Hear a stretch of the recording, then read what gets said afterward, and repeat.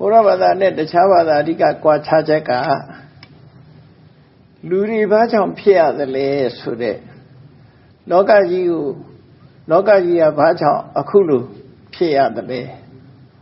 လူချင်းတူပါလေတယောက်နဲ့တယောက်ဘာကြောင့်ကွာခြားနေတယ်လဲဒီဖြစ်ပေါ်နေတဲ့အခြေအနေတွေကိုကြည့်ပြီးအကြောင်းရှာတဲ့အခါမှာကွာခြားသွားတယ်လူဘာကြောင့်ဖြစ်ရတယ်လဲကဘာကြီးဘာကြောင့်ရှိနေရတယ်လဲဆိုတာတွေကိုတချို့ကဘလို့ဖြေထုတ်တော့ဆို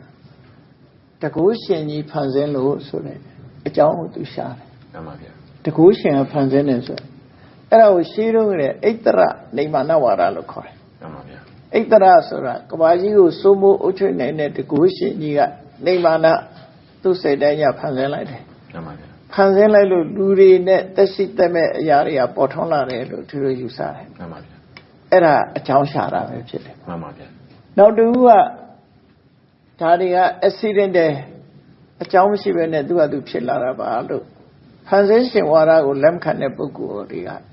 အကြောင်းမဲ့ဝါဒပဲဆိုပြီးအဟိတုကဝါဒဆိုတာအကြောင်းရှာတော့အဲ့ဒီကလည်းဘာသာတစ်ခုဖြစ်လာတယ်နောက်တစ်ခုကတော့အတိတ်ကိုပုံချတယ်ခုနပုဗ္ဗေကတာဟိတုဝါဒဆိုပေါ်လာတယ်ဘာပဲဖြစ်ဖြစ်အတိတ်ကလုပ်ခဲ့လို့ဖြစ်တာဆိုပြီးတော့အတိတ်ကိုပုံချတဲ့ဝါဒလည်းပဲအကြောင်းရှာတာပဲဖြစ်တယ်တခြားဘာသာတွေကအဲ့ဒီ၃မျိုးတည်းကတစ်မျိုးမျိုးကိုအကြောင်းရှာကြတယ်ဘုရားဘာသာကဘာကိုအကြောင်းရှာတော့ဆိုတာကံနဲ့ကိလေသာပေါင်းစပ်လို့လောကကြီးကဖြစ်ထွန်းလာတယ်အဲ့တော့ဘုရားရဲ့အယူဆဟောပြောချက်အရာဆိုလို့ရှိရင်အဓိကအကြောင်းရင်းကကံနဲ့ကိလေသာထိုကံနဲ့ကိလေသာအပြင်မှာ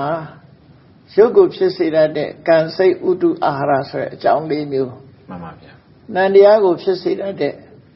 အာယုန်နဲ့ဝတ္ထုစတဲ့အကြောင်းတရားတွေကအမျိုးမျိုးမှန်ပါပဋ္ဌာန်း24ပစ္စည်းမှာဆိုရင်အကြောင်းပေါင်း24မျိုးမှန်ပါဗျာပရိစ္ဆေသမုပ္ပါဒ်မှာဆိုရင်အကြောင်းအကျိုးတွေကိုမြတ်စွာဘုရား12မျိုးထိအောင်စကားလုံးသုံးပြပြီးတော့ဖော်ပြထားတယ်မှန်ပါအဲ့ဒီအကြောင်းတရားရှာတဲ့ပုံမှာအဓိကကွဲပြားခြားနားကြတယ်အဲ့ဒီအကြောင်းတရားရှာတဲ့နေရာမှာဘယ်ဟာကြောင့်ဘာကြောင့်ဖြစ်တယ်လို့ဆိုတဲ့နေရာဒီအကြောင်းရှာတဲ့နေရာအဓိကကွာခြားပြီးတော့ကွာခြားပုံကတော့ဘုရားကဣတ္တရနေမာနသာဝရဘုရားတကုရှင်ဖန်ဆင်းလို့ဖြစ်တယ်ဆိုတဲ့အချက်ကိုလည်းလက်မခံဘူးပြောစရာတွေဝေဖန်စရာတွေအများကြီးရှိတယ်အကြောင်းပဲဖြစ်တယ်ဆိုတာလည်းလက်မခံဘူးအကြောင်းရှိတယ်အတိတ်အကြောင်းတစ်ခုတည်းကိုပဲပုံချတဲ့